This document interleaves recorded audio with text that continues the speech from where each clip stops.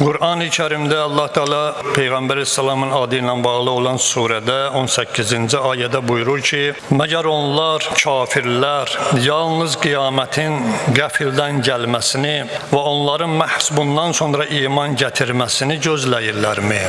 Artıq onun əlamətləri gəlmişdir. Ancaq gəlib yetişdiyi zaman xatırlamalarının və imanların onlara heç bir faydası olmayacaq.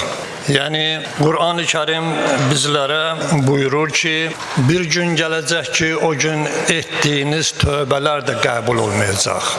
O həmən o gündür ki, axırı zamanda gələn günlərdir, çünki artıq gecdir. Amma əlamətlərin bizlərə Qur'an-ı Kərim buyurubdur və həmçinin hədislərdə də buyurulubdur. Bu ayədə bir kəlmə var. O kəlmə bizlərə bir çox məsələlərini qeyd edir. Həzrət Peyğəmbər Əsəlam qiyamətin gəlişinin əlamətlərindən sayanda Həzrət buyururdu ki, mənim Peyğəmbərliyim ilə qiyamət bu ikisi kimidir. Həzrət bu kəlamı deyəndə iki barmağın işarə eləyir və bir-birinə yaxınlığı bildirir. Bu ayədə olan şərt, əşrat kəlməsi var. Bu kəlmənin mənası əlamət deməkdir. Yəni Allah Teala buyurur ki, biz axırı zamanda bir çox gəlməmişdən qabaq əlamətləri sizlərə bildirərik. Və Şeyx Müfid bilirsiniz ki, bizim ən mötəbər alimlərimizdəndir. Onun Rovzatül Vaizin kitabında Həzrət Peyğəmbər Əsəlamdan bir hədisdə həmin kəlamı qeyd edir və buyurur ki, Həzrət Peyğəmbər Əsəlam buyurur ki, o əlamətlərdən biri budur ki, qiyamətin əlamətlərindən biri elmin aradan getməsidir. Cəhalətin üzə çıxması, içki, şərabın aşkar içilməsi və bir mədəniyyət olması və zinanın çoxalması və zinakarlığın da, bu mənim öz sözümdür, aşkar reklam olmasıdır. Bunlar Həzrət Peyğəmbər Əsəlamın hədisləridir ki, bir cümlə ilə Həzrət bunu bizlərə xəbər veribdir.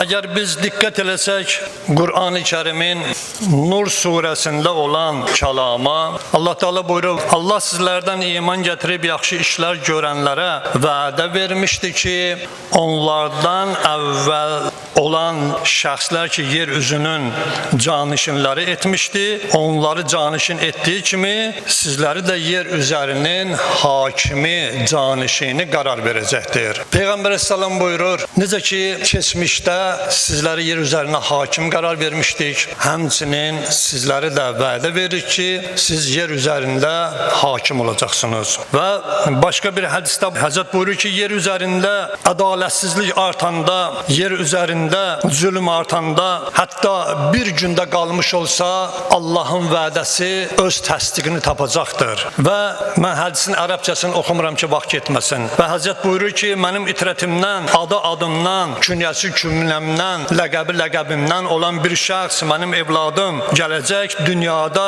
ədaləti, bərabərliyi, yer üzərində olan bütün İslamı hökmləri bərqərar eləyəcəkdir və zülmün kökün kəsəcəkdir. Həzrət Peyğəmbər Əsəlam buyurur. Və həmçinin İmam Saccad əleyhissalamdan da bir hədis var ki, Həzrət buyurur ki, qeybət dövründə, İmam Zamanın qeybəti dövründə həmin dövrdə yaşayan insanlar başqa dövrdə yaşayan insanlardan fəzilətlidir. Həzrət buyurur ki, çünki onlar Həzrət İmamı görmədən ona iman gətirərlər, onu qəlblərində təsdiq eləyərlər. Hətta başqa bir hədisdə də qeyd olunubdur ki, Həzrət Peyğəmbər Əsəlam buyurur, bir gün gələcək ki, bir zaman gələcəkdir ki, mənim qardaşlarım yer üzərində Allahın hüccətinin arxasında dayanacaqlar və ona yardımcı olacaqlar, ona etiqad eləyəcəklər.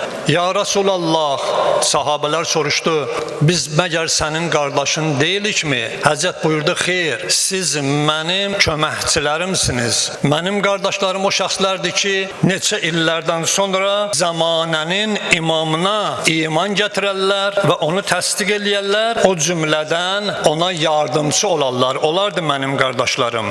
Və bir hədis ki, bütün İslami kitablarda var və həmçinin Həzrət buyurur ki, o şəxs ki, dünyasını dəyişə, amma zamanəsində öz zamanəsinin imamını tanımaya, ona iman gətirməyə, o şəxs Həzrət buyurur ki, elə bir qeyri-İslami yolla dünyasını dəyişibdir. Allah yer üzərində öz hüccətini daima baqi eləyib, heç bir vaxtı yer üzəri başsız qala bilməz. Allahın yer üzərində hüccəti olmasa, yer üzəri dağlar. Bu Allahın əvvəldən olan sünnəti əmridir və təkvini hökmüdür ki, Adəm əleyhissalamdan bu günə qədər və bu gündən də qiyamətə qədər bu şey davam eləyəcəkdir.